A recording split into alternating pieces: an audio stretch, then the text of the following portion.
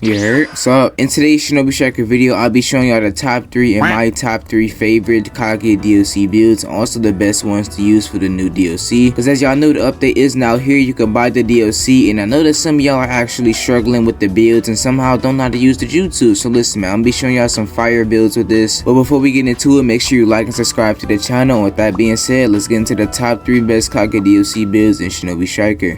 Alright, man, so this first build is mainly kind of like a base battle build you can use for the Kaguya DLC. Now for the weapon, I'm going to be having on the backhand explosion weapon. For the ninja is going to be healing tag 2, so you can still keep those heals on your team even though you're doing damage and keeping the base. First ninjutsu is going to be green rain ground hold from the Cider VR master, and with this one it'll basically place down this whole little green circle on the base, so even though you're trying to get it in, your teammates are still be getting healed. And if somebody actually try to attack you while you healing up, or actually like while you trying to get the base, you can just use the other jutsu from the Kaguya DLC. The substitution is going to be the new sub, which is called the Yomatsu, and then the ultimate, of course, I'm going to be using the Amane no Minakana or something like that. For the second best Kaguya DLC build that you guys can use, you can also use the weapon for the backhand explosion again, but actually you don't have to use this. I'm just going to use it because, you know what I'm saying, it gonna get you off of people, especially as a healer. You get targeted a lot with your heals because they be kind of scared of your team. So with the triangle on this, you can kind of like spam it to get people off of you and also throw them back. But you can use any other weapon you want in the game. It's just my personal preference. Now for the ninja tool, this is kind of like a compy ninja tool that people do not use, but I'm going to be using the Valentine's chocolate cookie. Now with this one, it'll also heal you over time with your teammates, so you ain't got to worry about like healing them like back to back to back and charging the freaking ninja tool up, because while you're going to be using the first ninja tool is actually going to be the cellular activation. Now this will already heal them by itself, but then if you throw that mixed with the Valentine's chocolate cookie, you're going to be doing a lot of great heals without even you trying to hold the jutsu. Now I can literally walk across the map, man, just while fighting somebody else while we all still being healed. So I feel like that's going to be kind of like a